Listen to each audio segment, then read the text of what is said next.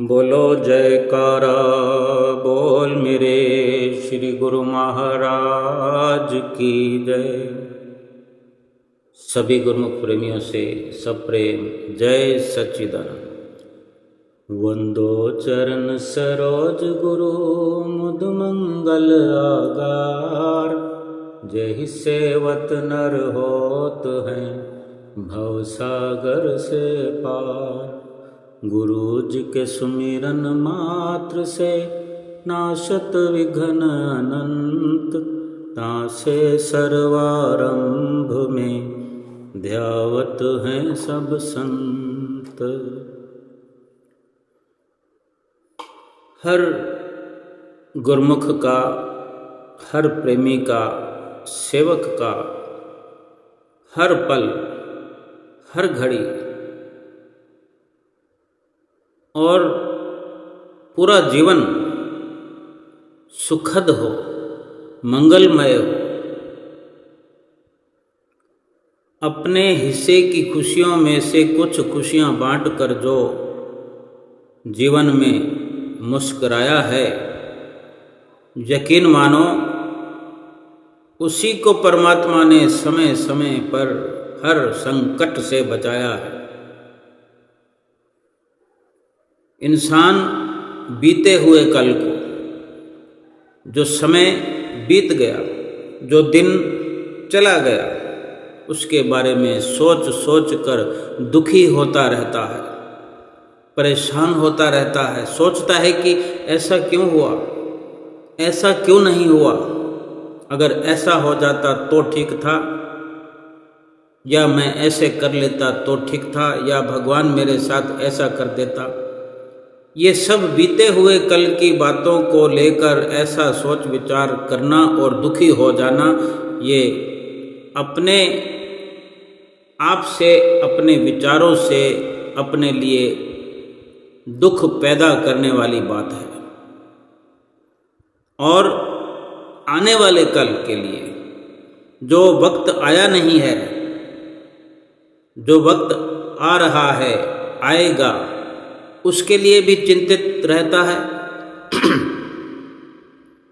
जो वक्त निकल गया उसके लिए भी सोचकर दुखी होता है, जो वक्त आया नहीं है उसके लिए भी सोच सोच करके मैं ऐसा करूँगा, अगर ऐसा हो जाएगा तो ठीक रहेगा, इस प्रकार से जीवन बन जाए तो ठीक रहेगा।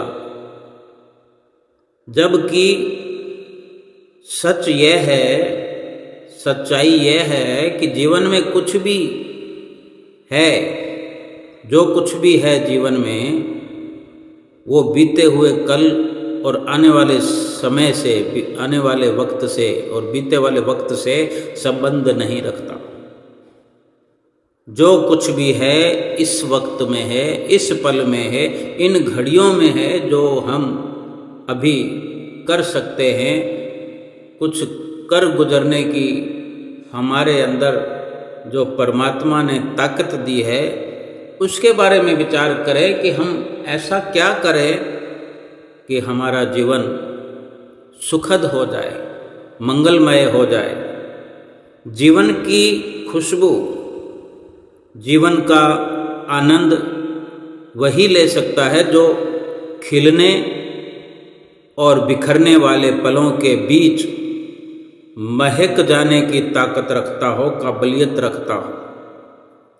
यानी ऐसा भी कह सकते हैं कि सुख और दुख के बीच में रहकर, खुशी और गम के बीच में रहकर अपने आप को महकाने की ताकत रखता हो, हुनर जानता हो कि हर सुख और दुख को एक जैसा मानकर अपने आप को सुखी रख सके। गुरुमुख प्रेमियों, जीवन एक नियम है, जीवन का एक कानून है कि अगर तुम प्रतीक्षा कर सको, क्या मैं, क्या आप, अगर हम प्रतीक्षा कर सकते हैं तो सभी चीज़ें, सभी विचार पूरे हो सकते हैं, पूरे हो जाएंगे। दुनिया की सबसे बड़ी कला है, हुनर है कि हर परिस्थिति में अपने आप को शांत रखना, अपने आप को एकांत में रखना, सबके साथ रहकर अपने आप को सबसे अलग रखना। एक बड़ा विचार निकल करके आता है दुनिया का कि अक्सर क्या देखने में आता है, संत महापुरुष ही फरमाते हैं, हम जीव तुच्छ बुद्धि हैं, भूल जाते हैं, भूलनहार हैं। संतों महापुरुषों के ही ये ठोस निर्णय हुआ करते हैं, अटल सिद्धांत हुआ करते हैं। अगर हम समझना चाहें, जानना चाहें, तो बहुत कुछ सीख हमको जो मिलती है संतों महापुरुषों से। वे क्या हमें सिखाना चाहते हैं कि अक्सर लोग गलत साबित होने पर भी क्षमा का भाव नहीं रखते।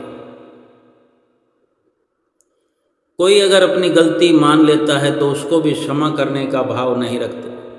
खुद गलत साबित हो जाएं तो भी माफ़ी मांगने की काबिलियत न होने के कारण दुखी और अशांत, परेशान बने रहते हैं। विचार करके देखें कि अगर गलती हमसे हुई और गलत साबित हो गए हैं, हम चाहे स्वीकार करें न करें, लेकिन हमें मालूम है अगर कि हम गलत हैं, गलती हुई है, अगर माफ़ी मांग ली जाए, अपने आप को उस गलती का एहसास दिलाया जाए, चाहे कितने ही लोगों की भीड़ सामने क्यों ना हो,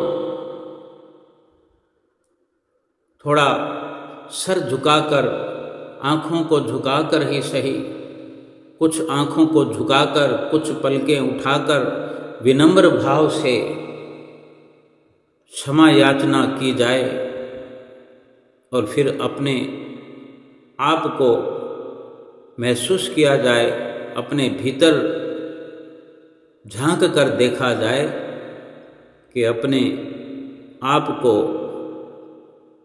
गलत साबित होने पर भी हम अपने आप को सुखद अवस्था में पाएंगे, क्योंकि हमारे अंदर से जो बोझ है गलती का, उससे हम बिल्कुल हल्के हो जाएंगे क्षमा याचना करने से। अगर कोई हमारे सामने गलत हो करके क्षमा याचना करता है, बड़े सहज स्वभाव से उसको क्षमा कर दिया जाए, ये क्षमा का भाव हमारे अंदर बरकरार रहे, तो उससे भी हमें भीतर ही भीतर भरपूर सुख, सुकून और आनंद की प्राप्ति होती है। इसमें कुछ भी नहीं लगता है। गलत साबित होने पर भी हम अपने आप को सही साबित करने के लिए एड़ी चोटी का जोर लगा देते हैं और कलह, कल्पना, कलेश भीतर ही भीतर एक बड़ा रूप धारण कर लेता है। सबसे बड़ी बात होती है कि लोग क्या कहेंगे अगर हमने अपने आप को कसूरवार स्वीकार कर लिया, अपनी गलती स्वीकार कर ली। लेकिन जब हम गलत साबित हो चुके हैं तो हम ये क्यों नहीं सोचते कि सब कोई जान गया कि हमारी गलती है, केवल एक अदालत में वकील या जज हमें सही साबित कर देगा, कोई झूठे गवाह से, झूठे सबूत से, तो हम बरी तो हो जाएंगे। अदालत से बरी हो गए, किसी भी दंड से बच गए, लेकिन अपने आप से आज़ाद कब होंगे? भीतर ही भीतर वो गलती, उन गलतियों का बोझ हम पर ऐसा बना रहेगा कि कभी अपने आप से मुक्त नहीं हो पाएंगे, अपने आप से बरी नहीं हो पाएंगे। अपने ही भीतर उस परमात्मा की चल रही अदालत से कभी हमें आज़ादी नहीं मिलेगी, माफ़ी नहीं मिलेगी। यानी खुद को गलत साबित होने पर भी, अपनी गलती होने पर भी हम माफ़ी नहीं मांगते, और दूसरे की गलती को साबित करने में, चाहे वो गलत है या नहीं है, हम इसकी परवाह किए बिना दूसरों को गलत साबित करने में अपनी एड़ी चोटी का जोर लगा देते हैं। इससे भी भीतर ही भीतर कलह कलेश 24 घंटे बढ़ता रहता है। मन पर ऐसा बोझ हावी हो जाता है कि कभी सुख का पल हमारे जीवन में नहीं आता। जीवन में दुख सुख तो आते रहते हैं। अगर दुख को ताकत बना लिया जाए, गम को अगर ताकत बना लिया जाए, तो हर दुख से हम आज़ाद हो जाते हैं, आज़ाद हो सकते हैं। हर दुख के कारण सुखी हो सकते हैं। दुख को पाकर भी सुख की अवस्था में पहुंच सकते हैं। यानी दुख आने पर भी दुख का असर हम पर लेश मात्र भी नहीं रहेगा। दुख किसके जीवन में नहीं है? कौन दुखी नहीं है इस दुनिया में? महापुरुषों ने यहाँ तक फरमाया है कि नानक दुखिया सब संसार, सो सुखिया जिस नाम आधार। संसार में आकर के बड़े बड़े महापुरुषों ने अपनी सुंदर सुंदर वाणियों में ये फरमा दिया है कि केवल नामी व्यक्ति, जिसको नाम का आधार है, नाम को जप करके इस लोक में भी वो सुखी रह सकता है, परलोक भी सुहेला कर सकता है। किसी ने श्री गुरु महाराज जी से कहा कि मैं अपनी जिंदगी से तंग हूं, मुझे जिंदगी में कोई दिलचस्पी नहीं है, कोई लगाव नहीं है। तो गुरु महाराज जी ने फरमाया कि हम आपकी इस बात से सहमत नहीं हैं कि तुम जिंदगी में दिलचस्पी नहीं रखते, जिंदगी से तंग हो। हम इसलिए नहीं सहमत हैं कि जिंदगी जो मिली है, जिसको भी जिंदगी मिली है, संसार में जो भी जन्म लेकर आया है, मनुष्य जन्म लेकर के आया है, हर मनुष्य को ये जिंदगी, ये जीवन एक खास मकसद के लिए दिया गया है। परमात्मा ने ये जीवन उपहार स्वरूप दिया है। हम पूरी तरह सतगुरु की शरण में अगर आ जाएं, पूरी तरह सतगुरु की शरण हासिल करें, दुखों की माया की नगरी से ऊपर उठ जाएं, अगर ये काबिलियत हमारे अंदर आ जाए तो किसी का भी जीवन बेकार नहीं है। कोई भी अपनी जिंदगी से तंग नहीं हो सकता। कोई भी संसार में इस जिंदगी को यूं ही जाया नहीं होने देगा। अपनी जिम्मेदारी पूरी अगर हम करें और बाकी सब उस परमपिता परमेश्वर पर छोड़ दें, सतगुरु की शरण हासिल करके सतगुरु का हुक्म माने तो सही, सतगुरु पर विश्वास तो करें। अनेक अनेक प्राणियों के दिल दिमाग के अंदर, उनके विचारों के अंदर परमात्मा से मिलना, मालिक के दर्शन करना, ये सब चलता रहता है कि मालिक का दर्शन करूं, भगवान को देखूं। लेकिन ये भी महापुरुषों के ही वचन हैं, शास्त्रों में, ग्रंथों में वर्णन आया है। महापुरुषों ने अपनी वाणी में फरमाया है कि सतगुरु का लगातार ध्यान करना ही मालिक का दर्शन करना है। जो सतगुरु की शरण में पूरी तरह आने का जिक्र वाणी में आता है, उसका सीधा सीधा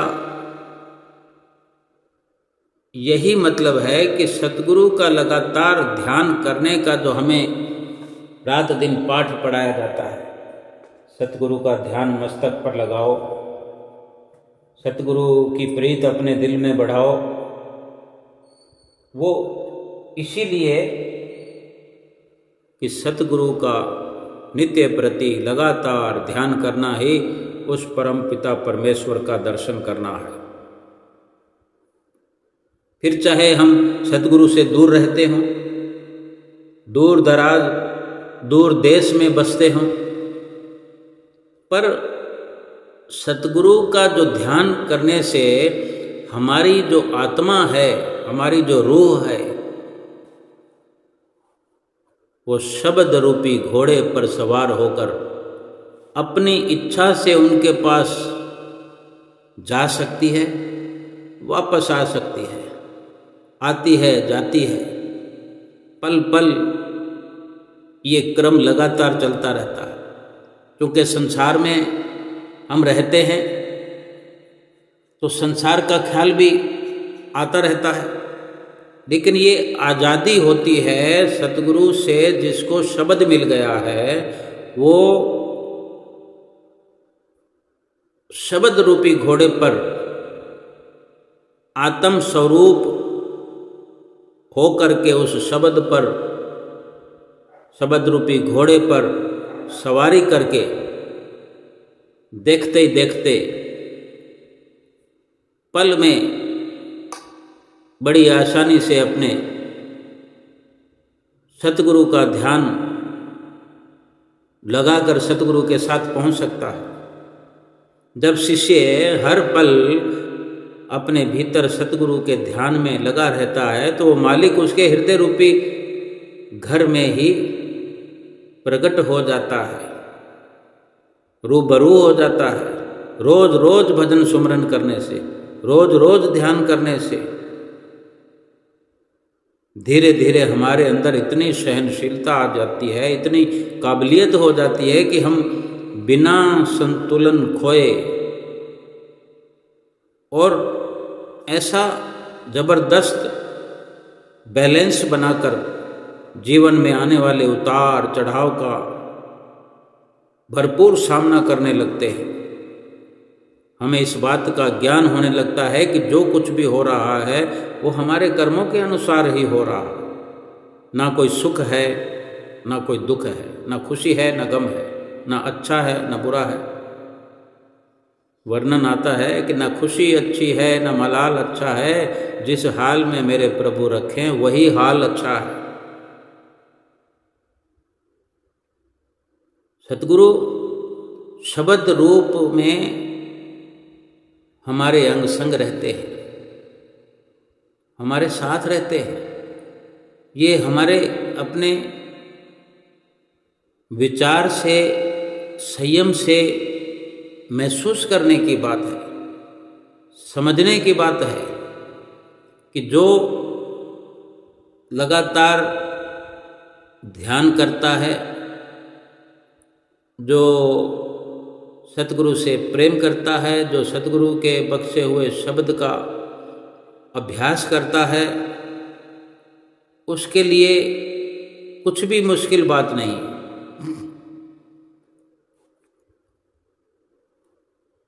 महापुरुषों ने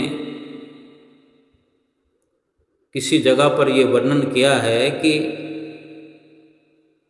एक सत्संग में, एक बार सत्संग में महापुरुष वचन सुना रहे थे, बहुत सुंदर वचन उन्होंने उच्चारण किए कि क्या ऐसा मान लिया जाए कि सतगुरु का मिलना मुश्किल है?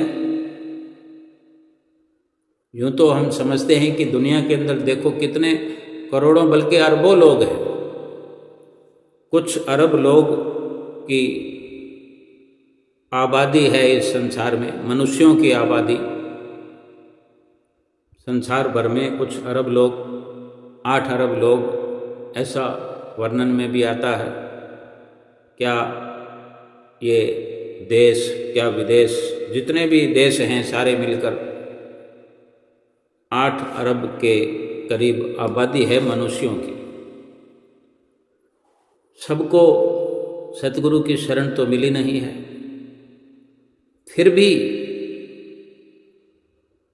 ये वर्णन महापुरुषों ने किया कि क्या सतगुरु का मिलना मुश्किल है? बिल्कुल नहीं। तो फिर सतगुरु का मिलना आसान है, इतना मुश्किल नहीं है, तो फिर क्या सतगुरु से शब्द का मिलना मुश्किल है? वो भी मुश्किल नहीं है। तो शब्द और नाम मिलने के बाद क्या भजन सुमरन करना बहुत मुश्किल है? वो भी मुश्किल नहीं है। बेशक कहने को हम पक्का कह सकते हैं कि सतगुरु की शरण भी मुश्किल है, क्योंकि सबको मिली नहीं। आसान होता तो सबको मिला होता, लेकिन ये भी तो हो सकता है कि जो प्रयास करता है, जो दौड़ धूप करता है, जो कोशिश करता है, वही तो पाता है। संसार के झूठे कामों के लिए भी प्रयास करने वाले सफलता पा ही जाते हैं। तो सतगुरु को चाहने वाले, सतगुरु की खोज करने वालों को भी अवसर मिलता है।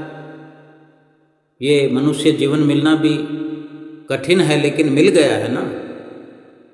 हमें मनुष्य जन्म मिल गया है, क्योंकि वो भी इतना मुश्किल नहीं है कि आत्मा ने पुकार की है तो ये परमात्मा ने हमें अवसर दिया है। तो सतगुरु का मिलना भी कठिन नहीं है, क्योंकि हमें सतगुरु मिले हैं। नाम भी हमें मिल गया है, अगर हमें मिल गया है तो किसी और को भी मिल सकता है। अब नाम अगर सतगुरु ने हमें दिया है, शब्द दिया है, तो क्या वो शब्द का अभ्यास करना, भजन करना, सुमरन करना क्या मुश्किल है? कहने को हर कोई कहता है कि बहुत मुश्किल है, हमसे नहीं होता, लेकिन महापुरुषों ने तो अपने वचनों में फरमा दिया कि कठिन नहीं है। तो फिर कठिन क्या है, मुश्किल क्या है? महापुरुषों ने वचन फरमाए जो हमें समझने की जरूरत है कि मुश्किल अगर है तो वो सतगुरु पर विश्वास करना। सतगुरु पर विश्वास करना मुश्किल है। जिसको हो जाता है, जिसको सतगुरु पर विश्वास हो जाता है, वो तो परमात्मा को पा लेता है। उसके लिए कुछ भी असंभव नहीं रहता। सतगुरु को भगवान समझना ये मुश्किल है। सतगुरु की शरण में बैठते हुए, सतगुरु से वचन सुनते हुए, सतगुरु से बातचीत करते हुए, सतगुरु का दर्शन दीदार करते हुए भी सतगुरु पर विश्वास करना बहुत मुश्किल है, कठिन है। अगर हमारा सतगुरु पर विश्वास हो या है तो हमारे लिए कोई भी कार्य संसार में मुश्किल नहीं है। हमारा मोह बाहरी चीज़ों में है, हमारा लगाव सांसारिक वस्तुओं में है, घर गृहस्थी में है, परिवार में है, धन पदार्थों में है, अनेक अनेक चीज़ों में, अनेक अनेक सामानों में है, लेकिन सतगुरु में हमारा लगाव नहीं है, सतगुरु से हमारा वो प्रेम नहीं है। यदि होता तो हम सांसारिक चीज़ों की कामना नहीं करते होते, हम सतगुरु के हुक्म के अनुसार अधिक से अधिक समय भजन सुमरन में देते होते। जबकि हमारा अक्सर ये विचार होता है, ये ख्याल होता है, ये जवाब होता है कि क्या करें, समय नहीं मिलता। 2 घंटे के लिए सतगुरु हमसे जो वादा चाहते हैं सुमरन करने का, वो भी हम ठीक से कर नहीं पाते। तो इसका कारण यही है कि जितना संसार से प्रेम है, जितना संसार से लगाव है, जितना संसार में मोह है, घर परिवार कुटुंब में मोह है, उसमें से समय निकाल करके हम सतगुरु के वचनों पर अमल नहीं कर पाते हैं। इसका मतलब ये है कि सतगुरु पर विश्वास ही हमें अब तक नहीं हुआ है।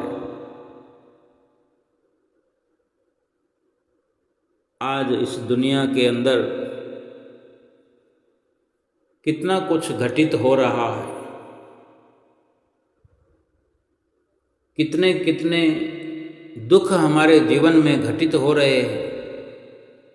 यकीन मानिए, जो गुरमुख, जो प्रेमी, जो भी सेवक अपने सतगुरु इष्ट देव पर पूरा विश्वास करते हैं, संसार की हर वस्तु से बढ़कर ही नहीं बल्कि केवल सतगुरु से ही सच्चा प्रेम करते हैं। संसार को झूठा नश्वर करार देते हैं, संसार की वस्तुओं की मांग नहीं करते हैं, कामना नहीं करते हैं, उनमें रुचि नहीं रखते हैं, उनके लिए तड़फ नहीं बना करके रखते हैं कि ये मिल जाए तो ठीक है, वो मिल जाए तो ठीक है। कभी पश्चाताप नहीं करते अपनी अमीरी पर, गरीबी पर, कभी अमीरी पर खुश नहीं होते और गरीबी में दुख नहीं मनाते। इसका भी यही सीधा सीधा कारण है कि हमने इन सब में तवज्जो नहीं रखी होती है। झूठा समझ करके उनसे केवल व्यवहार किया होता है और सच्ची प्रीत अपने सतगुरु के चरणों से लगाई होती है। फिर तो कुछ भी कहने की जरूरत नहीं है। और वचन भी आया है, शास्त्रों में कथन आता है, जितना हेत कुटुंब से उतना हरि से होए, चला जाए बेकुंठ में पल्ला न पकड़े कोई। बेकुंठ में ऐसे चले जाएं हम सतगुरु से प्रीत करने वाले, प्रभु परमात्मा से प्रीत करने वाले, ऐसे बेकुंठ में चले जाएं कि कोई रोकने की कोशिश भर भी नहीं कर सकता, कोई हिमाकत नहीं कर सकता। माया बेशक अपना जाल बिछाए, लेकिन माया की तनिक भी कोशिश कामयाब नहीं हो सकती। हमें बैकुंठ तो क्या, उस परमात्मा के धाम में जाने से भी माया दखल नहीं कर सकती। अगर सतगुरु के चरणों में हमें पूरा विश्वास हो, जो वचन फरमाते हैं कि जितना हेत कुटुंब से उतना हरि से होए, चला जाए बैकुंठ में पल्ला ना पकड़े कोई। जितना अपने कुटुंब से प्रेम करते हैं, लगाव रखते हैं, दिलचस्पी रखते हैं, उतना ही सही, उतना ही अगर प्रभु से प्यार करें, प्रेम करें, सतगुरु के चरणों से प्रीत जोड़ कर रखें, तो भी बैकुंठ में जाने से हमें रोक नहीं सकता कोई। बैकुंठ के द्वार हर वक्त हमारे लिए खुले हुए हैं। ऐसा नहीं कि मरने के बाद जाना पड़ेगा, बल्कि जीते जी हर पल हमें एहसास होगा कि हम तो बैकुंठ में रह रहे हैं। कहाँ आज हर इंसान कह रहा है कि दुखों के गर्त में हम गिरे पड़े हैं, दुखों से घिरे पड़े हैं, लेकिन सतगुरु से प्रीत करने वाले हर पल बैकुंठ में होने का एहसास कर सकते हैं। अगर सतगुरु से प्रीत हो तो भजन करना बिल्कुल आसान है। सतगुरु पर विश्वास करना आ जाए तो भजन भी आसानी से होगा। 2 घंटे क्यों, पूरा दिन, पूरी रात नाम के साथ जुड़कर, नाम को साथ रखकर, नाम की नौका में सवार होकर, ये जो शब्द का हम कह सकते हैं कि शब्द रूपी घोड़े पर सवार होकर सतगुरु परमात्मा से हर पल में आना और जाना हमारी आत्मा का लगा रहे। हमारी आत्मा हर वक्त शब्द पर सवार होकर प्रभु परमात्मा से, सतगुरु से मिलती रहेगी। कोई नहीं रोक सकता, चाहे हम बेशक शारीरिक रूप से दूर हों, कितना भी दूर हों। ये जीवन कितना सुखद है, सुखमय है कि जहाँ हम शरीर को सफ़र करवाते हैं, एक स्थान से दूसरे स्थान ले जाते हैं, सुख के लिए, तरक्की के लिए, खुशी के लिए। वो खुशियाँ पल भर के लिए है, क्षण भर के लिए है, थोड़े समय के लिए है। थोड़ी थोड़ी खुशियाँ बटोरते फिरते हैं, कुछ भी खुशी एकत्र नहीं कर पाते कि किसी को दिखा सकें कि हमने ये खुशी प्राप्त कर ली है। महल बनाने की खुशी अधिक देर तक नहीं रहती। महल तो खड़ा है, लेकिन महल बनाने की जो खुशी अनुभव हमने की वो नहीं रह पाएगी। और थोड़ी थोड़ी देर में खुशी कोई और वस्तु में, कोई और वस्तु में हमारा मन ढूंढता रहता है, हम ढूंढते रहते हैं। सामानों की कमी नहीं है, कितने सामान इकट्ठा करेंगे अगर सामानों में खुशी ढूंढते हैं। जिसने सतगुरु के ध्यान में खुशी को पा लिया, आत्मा को शब्द रूपी घोड़े पर चढ़ा करके सतगुरु के साथ जुड़ना, मिलना, सतगुरु के पास बैठना अपना मकसद बना लिया, सोचो यही सच्ची खुशी है। फरमाते हैं, लाख कोश पर सतगुरु बसे, लाख कोश पर सतगुरु बसे, दीजे सुरत पठाए, शब्द तुरी असवार हो, पल आवे पल जाए। जिस्मानी तौर पर, शारीरिक तौर पर सतगुरु कितने भी दूर रहते हो, हम कहीं भी रहते हों संसार में, संसार के किसी भी कोने में रहते हों, अपनी सुरती, अपनी आत्मा सतगुरु के ध्यान में जुड़ी हुई है, शब्द से जुड़ी हुई है, शब्द और सुरत जुड़ गई है। या यही कहें कि आत्मा शब्द रूपी घोड़े पर सवार होकर पल पल में लाख कोस पर बैठे हुए सतगुरु के चरणों में पहुँच करके अपार सुख का अनुभव कर सकती है। ये तभी होता है जब शिष्य, सेवक हर पल अपने भीतर ही भीतर सतगुरु के ध्यान में लगा रहे। सतगुरु का ध्यान करना ही परमात्मा के दर्शन करना है। क्यों हमें बार बार हमारे श्री परमहंसों ने हिदायत फरमाई है। हुजूर गुरु महाराज जी हर समय हर किसी को यही समझाना चाहते हैं, उसके जीवन को महकाना चाहते हैं, तभी सभी से ये वचन फरमाते हैं कि कम से कम 2 घंटे भजन अभ्यास करना, भजन सुमरन करना सबके लिए लाजमी है, जरूरी है। कितने कितने उदाहरण देकर समझाते कि नाम का अभ्यास, भजन सुमरन करना कितना जरूरी है।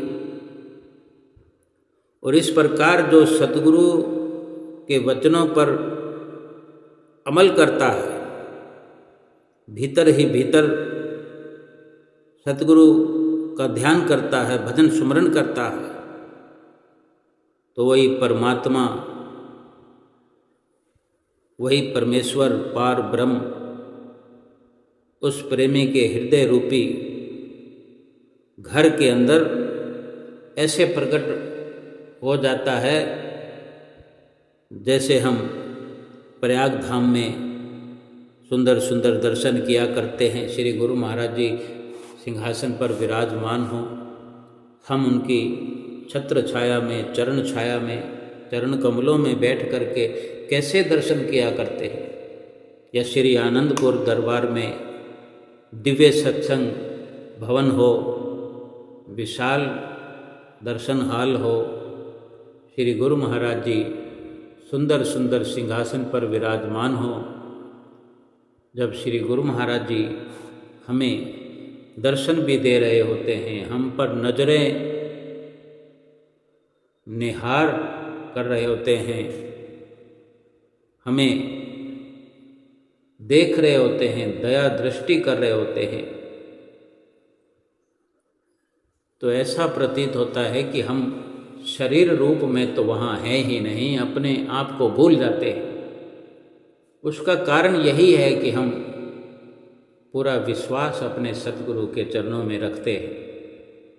तभी ये लाभ होता है कि अपनी शुद्ध बुद्ध को भुला देना। कहाँ ये जो दुनिया है, आम लोग हैं, संसार की वस्तुओं के लिए मारे मारे भटक रहे हैं, बावड़े हो गए हैं, अपनी शुद्ध बुद्ध भूल गए हैं, किसी को चैन नहीं है।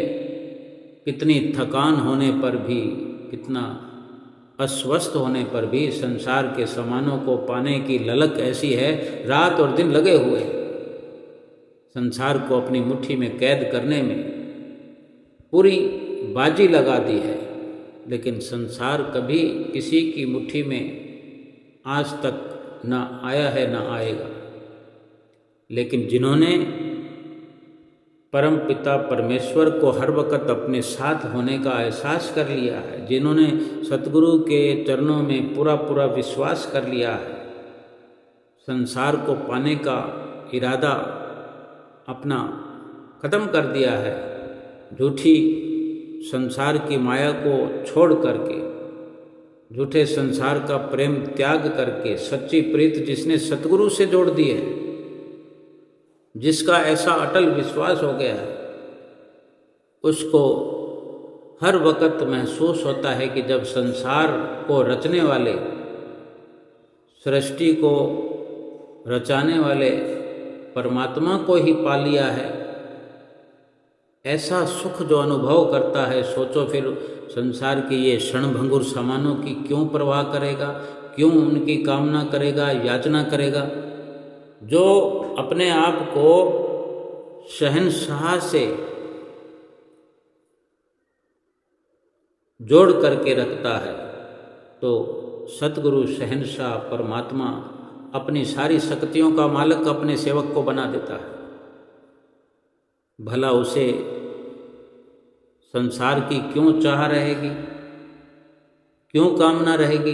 वर्णन भी आता है, चाह गई चिंता मिटी, मनवा बेपरवाह, जाको कछु न चाहिए सोई शहंशाह।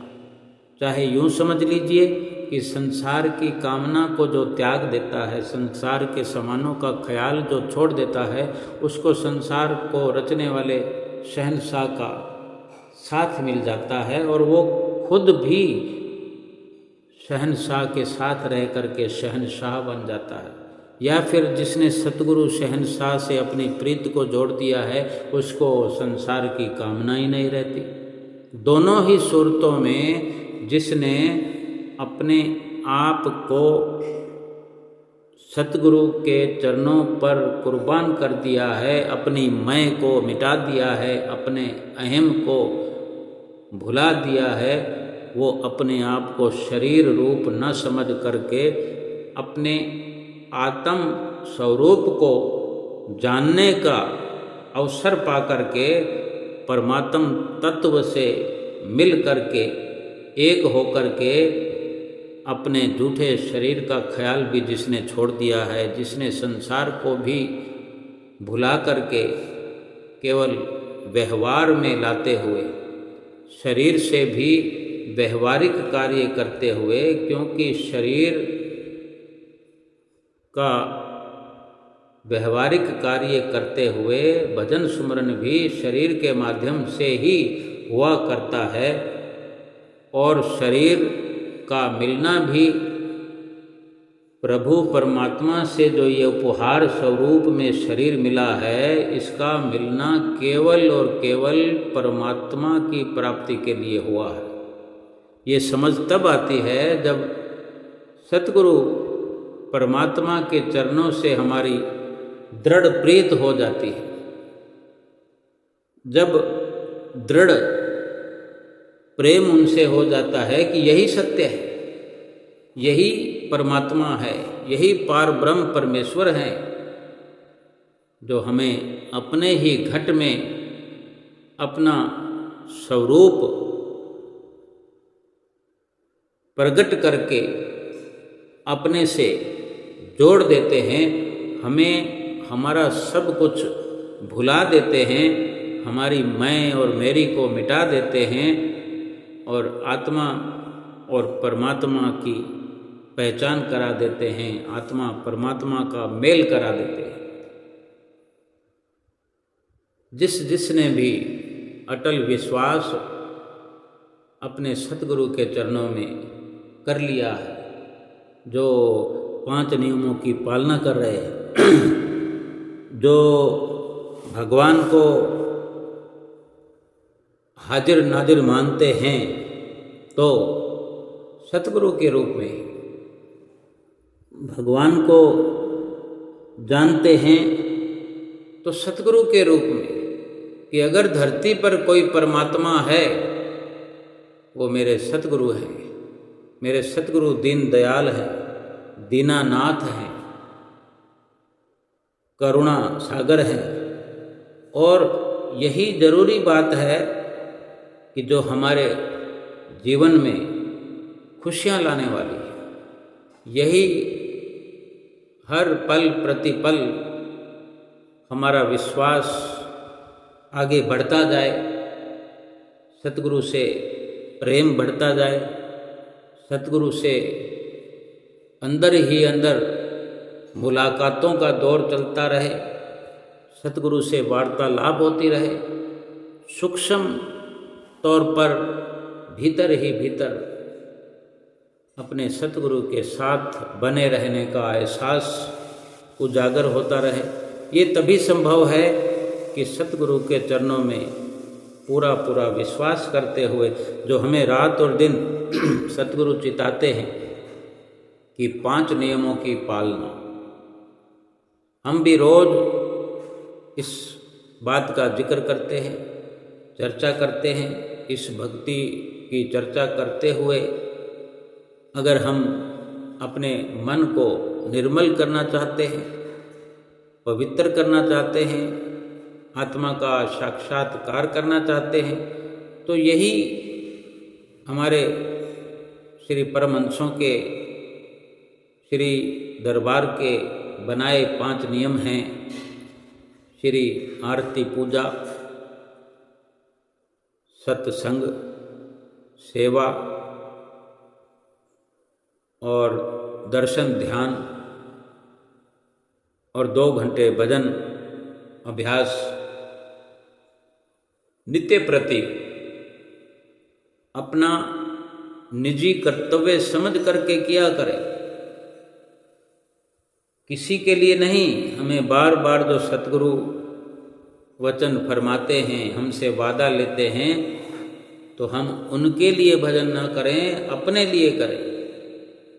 हमारा अपना भला है, हमारी अपनी भलाई निहित है। हमारी भलाई के लिए ही सतगुरु ने ये श्री दरबार बनाया है, श्री आनंदपुर दरबार बनाया है। श्री आनंदपुर दरबार के ये नियम बनाए हैं।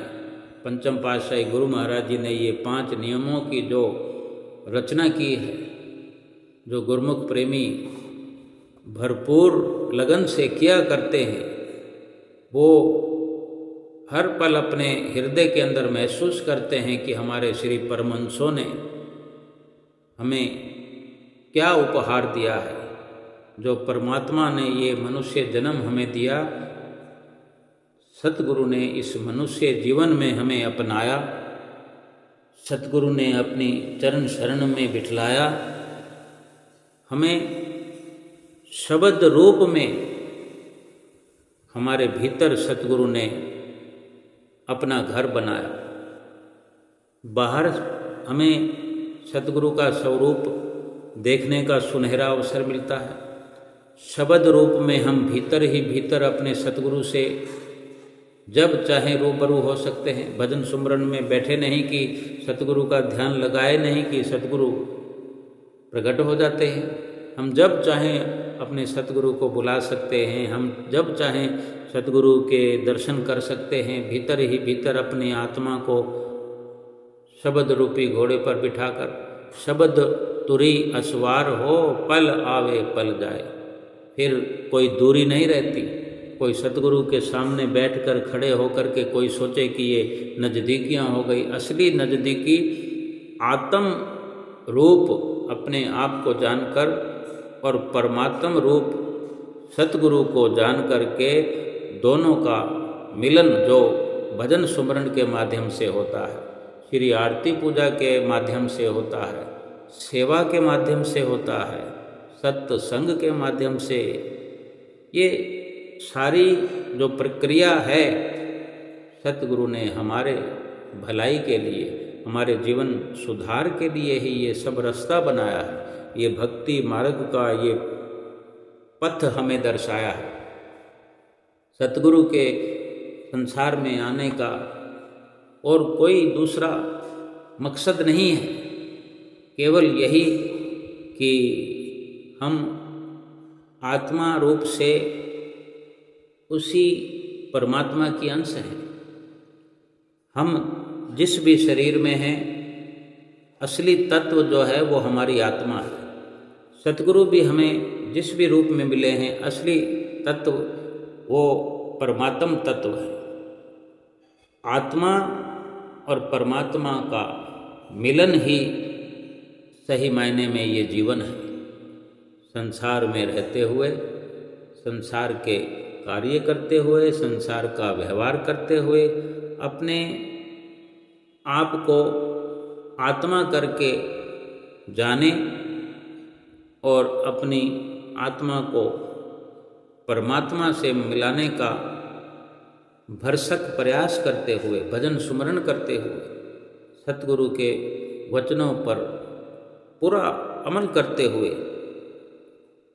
ये लोक भी हमारा सुखी होगा, परलोक सुहेला होगा और सतगुरु की प्रसन्नता हम पर उतरेगी और जीवन इस लोक में भी हमारा महक रहा है सतगुरु के सानिध्य में और ऐसे ही महकता रहेगा। ये लोक भी खुशियों में भरपूर रहेगा, सुखी रहेगा, सुखपूर्वक ये जीवन व्यतीत होगा और परलोक भी संवर जाएगा। ये सतगुरु की जो हमें हिदायतें हैं उनको मान करके हम इस अपने अनमोल जीवन को सुखी बनाएं और परलोक का तोसा जो भक्ति का धन है जिसे परलोक का तोषा कहते हैं, ये भक्ति का धन एकत्र करते करते करते सतगुरु परमात्मा के धाम में पहुंचकर वहाँ भी परमपिता परमेश्वर की प्रसन्नता को पाकर के अपने जन्म मरण से छुटकारा पाएं और हमारा अपना जीवन हम कृत कर जाए। बोलो जयकारा बोल मेरे श्री गुरु महाराज की जय।